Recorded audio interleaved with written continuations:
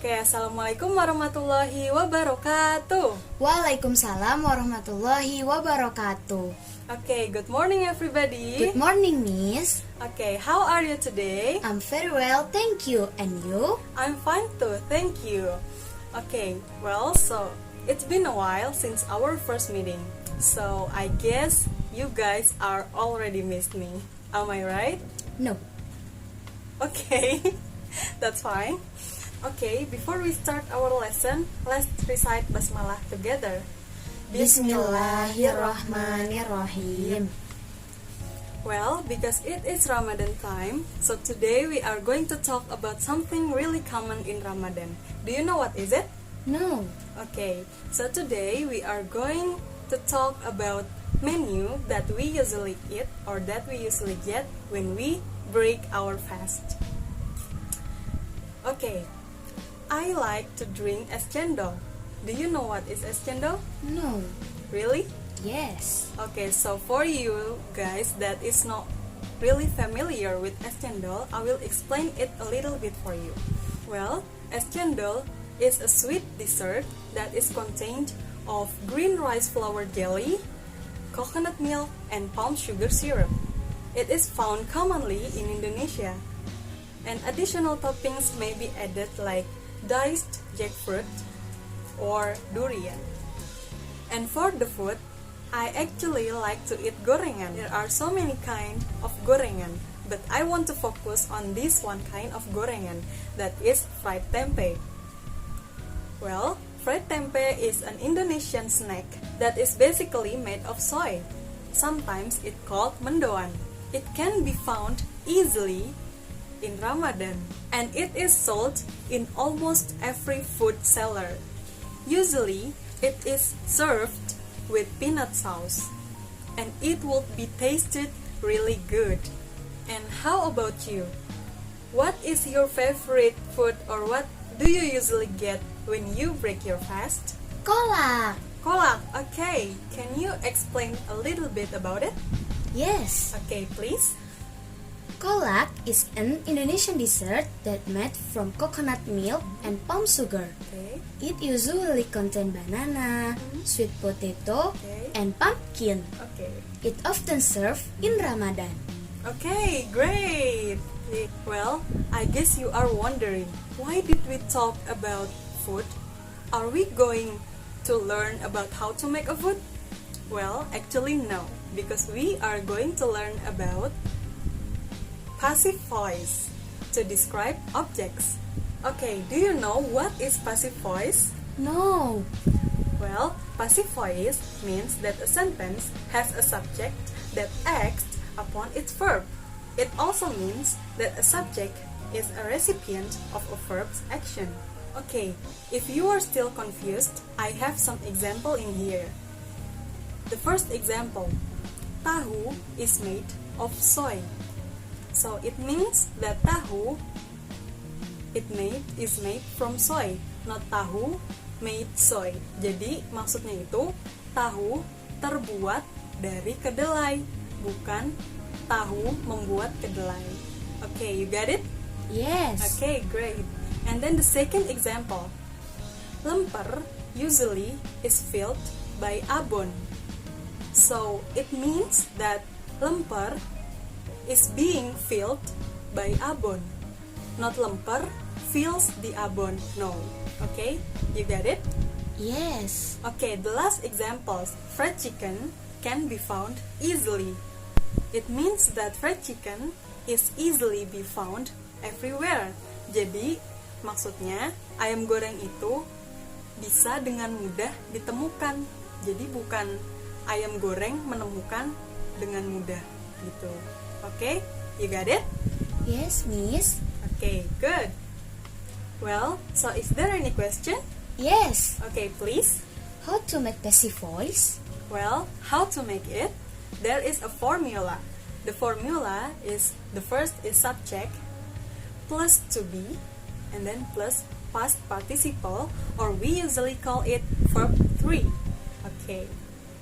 For subject, we can use pronoun like I, you, we, they, he, she, and it, or we can use name of something. For example, the name is bag, okay? And then to be. For to be, we use modal plus be, like can be, could be, might be, must be, and every modal verb plus be. Or we can use is, are, or for the past we can use was or were. Okay, so that is for the to be. And then for the past participle, we can use regular or irregular. And for the regular verb, we can just put an ed in the back of the word. Okay, but if the word is irregular verb, we have to memorize it. Okay, so for the example, the subject is the bag, and then the to be was, and then the verb 3 is stolen. Okay, so the sentence is the bag was stolen. Well, and if you are wondering, how do we know if the verb is regular or irregular? Well, the only way to know it is to open the dictionary, and then you have to memorize it.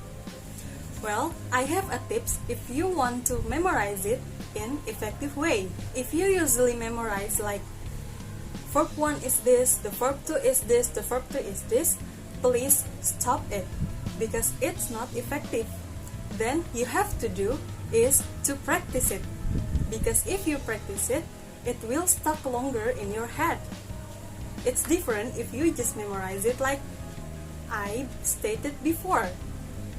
It will not last longer and it will be easier to be forgotten. So the effective way is to practice it continuously. Well, as I stated before, passive voice can also be used for describing something. Let's take an example. I have a picture of a bedroom in here, and let's say this is my bedroom. Well, actually this is not my bedroom, but let's pretend like it is. Okay, we can describe this bedroom with passive voice. And now I will give you an example how to describe something using passive voice. And I have some list of passive voice in here, and I will use it to describe the bedroom. My bedroom is located in the second floor. It was designed by myself, and it was built 3 years ago. It is colored by blue paint. And my bedroom is contained by a lot of stuff, like bed, and then cupboard, table, chair, and etc. And my bedroom is such a cozy place because it is cleaned every single day. Well, so that is the example of using passive voice to describe something. And now, it is your turn to describe something using passive voice. Well, I have some topics in here, and you have to choose one of them. And then, you have to write the description about the topic that you have chosen. Are you ready? Yes. Okay, class, have you done? Yes, Miss. Okay, so what is the topic that you choose? My favorite book. Okay, so can you read it for me? Of course, Miss. Okay, please. My favorite book to read is entitled Berjuta Rasanya. Okay. It was written by Terelia. Okay. The book is given by my sister. Okay, good. It is covered with a white cover. Great. And it is contained with some interesting story that is based on true story. Okay. I like that book because the story is inspired by a real life experience that give me some lesson. Okay, great. Give applause. Yay. Okay, so we have learned about passive voice, and the conclusion, passive voice means that a sentence has a subject that acts upon its verb. And the formula, do you still remember? Yes. Okay, the formula is Subject plus to be plus verb 3. Okay, good job. And then it also can be used for describing something. Well, because the time is up, I want to ask you, is there any question? No.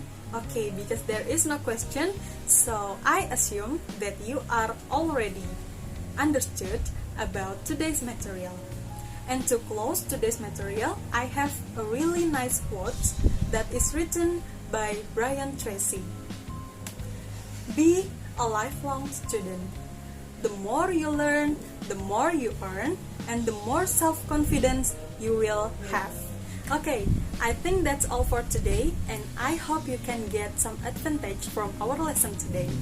Okay, to close our meeting today, let's recite Hamdalah together. Alhamdulillahirabbil alamin. Okay, so see you in the next meeting. Wassalamualaikum warahmatullahi wabarakatuh. Waalaikumsalam warahmatullahi wabarakatuh.